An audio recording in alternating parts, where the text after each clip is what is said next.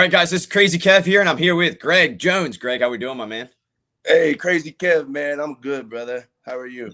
Doing good, doing good. Good. So, Thanks for Greg, having man, me, man. I appreciate any chance I get to, rap let's MMA, BJJ, martial arts. It's all good, man. Thank you. yeah, no problem at all, man. And talking a little bit more about yourself, man. I mean, talk to us a little bit more about kind of what you do on a daily basis, man.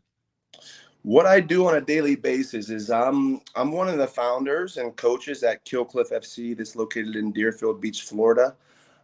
Me and my partner Henry Hoof have been together for for 10 years now. So we just have been plugging away in the fight game on a day-to-day basis. As you can imagine, I'm either in the gym or on an airplane. You know what I mean? That's just kind of how my life goes right now. So, and it's good. I'm not complaining too much. I Yeah, could no, have a real job, you know. yeah, no, that's definitely true. No, MMA is definitely a good job. And talk to us a little bit more about coaching and kind of how you find holes in the opponent's games. Oh, how do we find holes in the opponent's games? Obviously, we do a great deal of study and film. You know, anymore you can find content out there on everybody. I don't know why people are so secretive about like their shit, because like in my opinion, fighters don't change that much. They get better, but they don't change that much. You know what I mean? Yeah, So once we establish that, then I think me and Henry are very similar, where once we identify certain core areas, and then all the attention goes into our fighter. Um, I spend most of my time is spent developing fighters, developing their wrestling, developing their athleticism. And if I do that effectively, um, most cases it's good enough. I really believe if you have an MMA program and you can establish not even a very good, but a decent wrestling baseline across your room, across your gym, then that's good enough most of the time. right. And then, of course, there's some other situations where we have to dial in a little bit and have a little different approach. But um, so yeah, that's where I spend my time. I'm developing athletes, I'm developing fighters and wrestlers. And let me rephrase that. I don't look at myself as developing wrestlers. I'm taking fighters and teaching them how to move and react like a wrestler would. That way we can get to the spot first and hopefully win the position. Yeah, no, that definitely makes sense. And when it comes to just like the best martial arts background to kind of have when it comes to like MMA, like wrestling, taekwondo, talk to us a little bit more about maybe what would be the best base for stand up and on the ground as well too. I mean, I think history and records say that it's always wrestling, right? Oh yeah. It's always wrestling. So as What far as about the stand up? striking art, I don't know. I don't know. Fair enough. Fair enough. I stay in my lane, dog. Fair enough. Fair enough. That makes sense. And yeah, man, when it comes to just like training athletes, and man, talk to us a little bit more about some of the best athletes that you maybe have coached and trained. Well, prior to this job, I coached at a Division I university, West Virginia University, for 10 years. Throughout my wrestling coaching career, I was very fortunate. I was around a lot of world and Olympic champions. I've had the chance to coach Kerry Colott, which is probably the most upper tier guy that I coached in wrestling. But I was just fortunate enough to be around a lot of good quality, not just people, but also coaches and wrestlers. My college coach, Zeke Jones, was a very good coach. He's the head coach at Arizona State now. He was voted, and I think, I don't want to date Zeke, but in 1992, he was voted the most technical wrestler in the world by the international body. So I kind of have absorbed kind of that pedigree, if you will. I think they called it coaching tree, right? Yes. Yep. And then Jason Jackson lost his Bellator title this past weekend, and I no matter how many wrestlers and fighters I've been around, say he has a single leg in the air, I've seen no one be able to grab their ground with their foot and stabilize like he does. And it's, if you watch it and and if you rewatch the fight, you'll see what I'm talking about. Um, it's like magical, man. It's like really cool. Yeah, no, that's definitely awesome. I'm glad you mentioned him. He's He's like definitely Jason an underrated. Jackson's like Usain Bolt. He's a Jamaican kid, and he's like Usain Bolt in an MMA cage. Yeah, yeah, no, I definitely wish he got more respect. He's definitely an awesome fighter. And when it comes to like coaching and teaching drills and wrestling, what's maybe some of your favorite things that you like to teach and go over? That's a difficult question to answer because you know it's just such a dynamic situation. I think one thing that is perhaps overlooked, and I know I can do more of, is what do you guys in BJJ call it, a slow roll or flow roll or whatever you Yeah. call it. Whenever I wrestled, we call it sparring, but it's basically a play wrestling match with a little bit more intensity than say a slow roll would have. Um, I figured out if I can get guys across the room to play wrestle effectively, you know, maybe have a little fun, but really play wrestle effectively, focus on working from transition to transition, working through scrambles, working through everything, um, with very little resistance. I found, one, you get much more tired and fit with doing that. Um, but also I think you learn so much more. I don't think I don't believe live wrestling is your best chance at improvements. Um, I really enjoy designing skills and drills for my guys. Um, you know, I don't take this the wrong way, but I'm kind of like a leg attack expert, you know. So I just enjoy playing with different thoughts and ideas and angles and stuff like that. And of course, like I said, the play wrestling's I think very valuable, like extremely valuable. Yeah, yeah, no, 100%. And when it comes to the gym, man, what's kind of vibes like? What kind of music do you like to play when you're out there coaching? Well, Henry Hoof is on this. I shouldn't say he's on a kick because it's been forever. He plays a lot of European DJ music. Okay. And I mean a lot of carnival music and shit like that. But you put me on the plug, man. You're gonna just get a lot of rap and hip hop. And if you come in the gym and you hear a little DMX on the radio, you know you better strap your shit up, and we're about to go for a ride. Let's go. So of course I've been knocking out the latest battle rap too. You know what I mean? That's been a good on rotation. So. Nice. Nice. No, that's definitely some awesome stuff, man. And talk to us a little bit more about you mentioned like going to the UFC and like flying and stuff. Talk to us a little bit more about like the behind the scenes about like traveling to the UFC and like making the walk, all that little different stuff that maybe the fans might not know about. So at Kill Cliff, we have I don't know 65 to 70 fighters. I haven't. It's been probably 6 months since I've counted. We had last time I counted, we had 31 UFC fighters, about 10 or 12. So this is before the merger acquisition or whatever you want to call it. We had another 10, 11 in Bellator, and of course we had like another 4 or 5 in PFL. So amongst 1, 2, 3, 4, 6 coaches, we're on the road. We're on the road a good deal amount, and then like my life has kind of been structured in a way where the airplane is like my off day. The airplane is like my recovery day, as terrible as that sounds.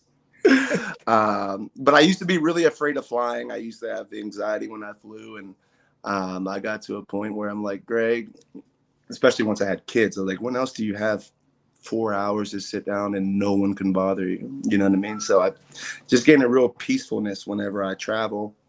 I love traveling alone.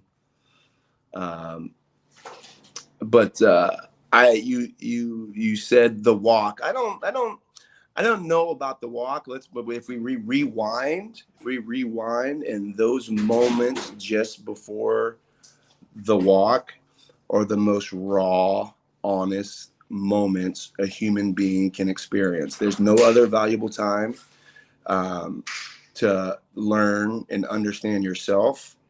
Um, and in my opinion, those are the moments where the fight is won and lost. Obviously, there's an execution standpoint, but I think I believe perhaps from 10 a.m. till you get pulled from the locker room, I think that is the most valuable time outside of fight week. Of course, outside the fight. So. Well, okay, that definitely makes sense. And when you're talking about those raw moments and stuff when they're in the back, I mean, what do you typically like to say to those fighters to keep their head on straight, and make sure they're going to have a good performance? It varies. It varies from person to person. Um, I don't know if I do this intentionally, but I I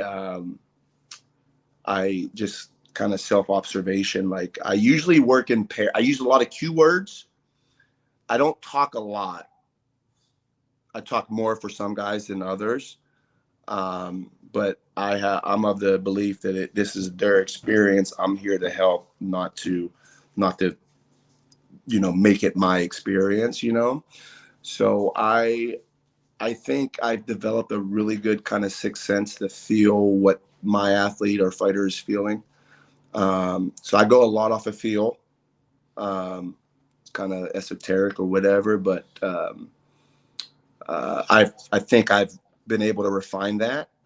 And like I said, like keywords, too strong, too fast, like things like that I'll pair words many times the words are paradoxical and don't go together except in this setting. You know what I mean?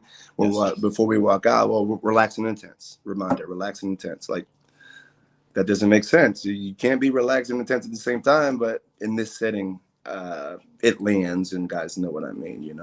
Yeah, yeah, no, absolutely. And when it comes to just like coaching these fights and stuff, what's maybe some of your favorite memories that you had? Ooh, the first thing that just popped into my head, and I was just talking about this 4 days ago, Anthony Rumble Johnson, whenever he knocked out Alexander Gustafsson, it was in Sweden. It was probably 3 or 4 o'clock in the morning.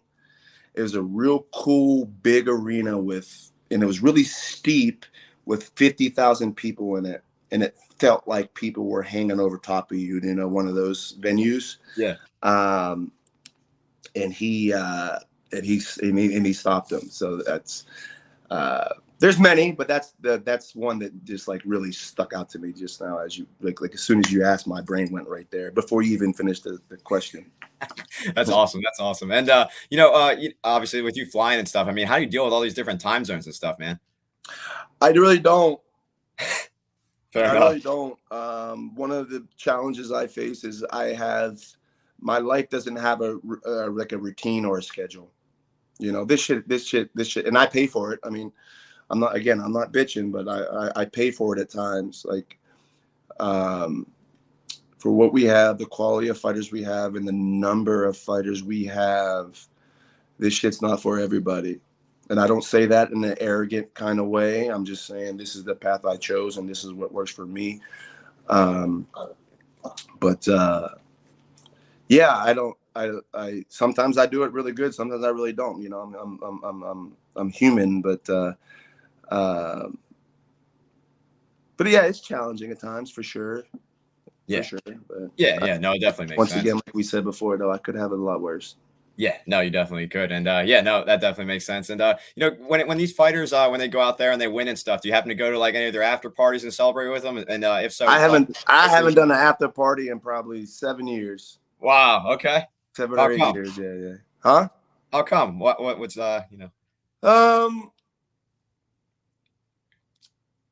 I think it's just well, one, I don't drink and party. Okay. I don't want to be that awkward guy on the couch. And I don't give a fuck about being the awkward, weird guy on the couch. But yeah, I don't know. The thing is, probably the biggest reason is whenever we go to a fight, win or lose, that fighter goes out and fights and he experiences whatever beat up, bumps and bruises. But he doesn't come back to the gym for 2 weeks. 3 weeks. Every time I go fight, or every time I travel to go corner someone, I land on Sunday. I'm back in the gym on Monday morning. So I think that's why I stopped the after party thing, so I can get home. And like what I've been doing recently, I've been doing a lot of red eyes home. I'll red eye any way I can, and at least I get a Sunday at home. Because you're traveling. Whenever you return home, you're going to be tired regardless. So I take a red eye and I come home and I can take a nap, or I can get home at 6 p.m. and I have no time. You know what I'm saying? So, and still be tired. So that's kind of one of the red eyes is kind of one of my coping mechanisms, I guess.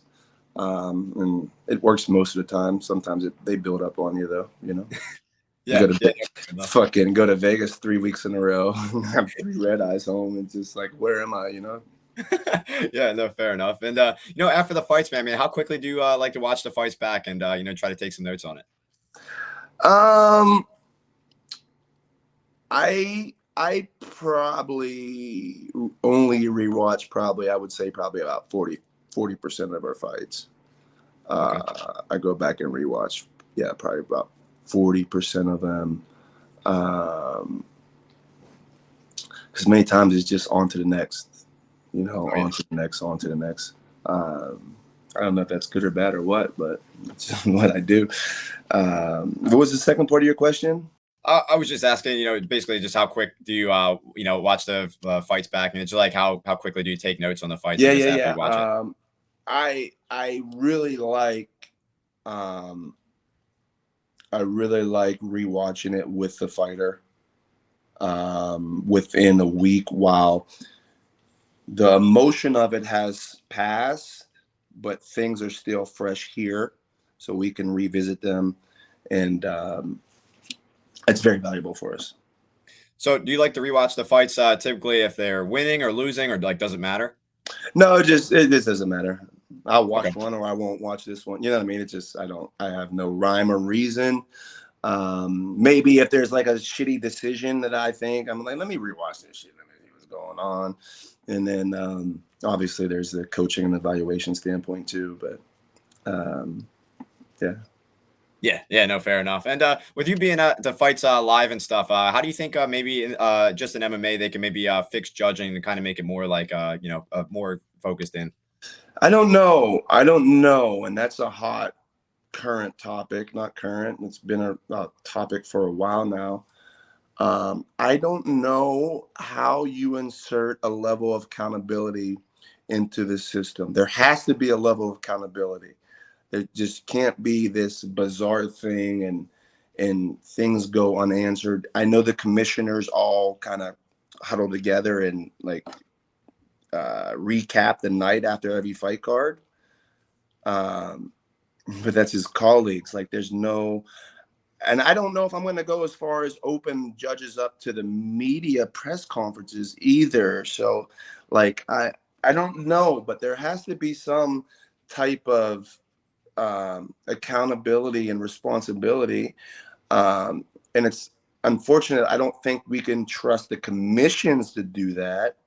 So your guess is as good as mine. Yeah. But yeah, I mean, I think there's a lot of people talking about wanting to get former fighters in there in the system and things like that. Then you run into the whole bias thing, and I know him, I fought him, whatever.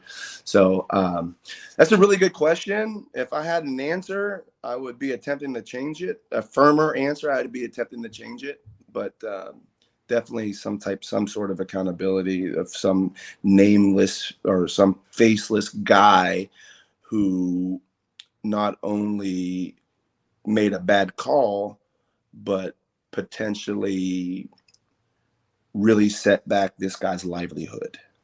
Right. You know what I'm saying? Oh yeah. It's not like you miss a free throw. It's like, no, I got bills to pay, Oh yeah, no, definitely. And when it comes to like watching the fights live, do you think maybe the judges should like be in the back and watch them on a TV, or do you think they should still like be watching it live in front of the cage like they're doing? I think they got to be cage side. But Okay. I mean, To your point, though, I think I know what you're hitting at. There is something to be said about the influence of crowd reaction to different things.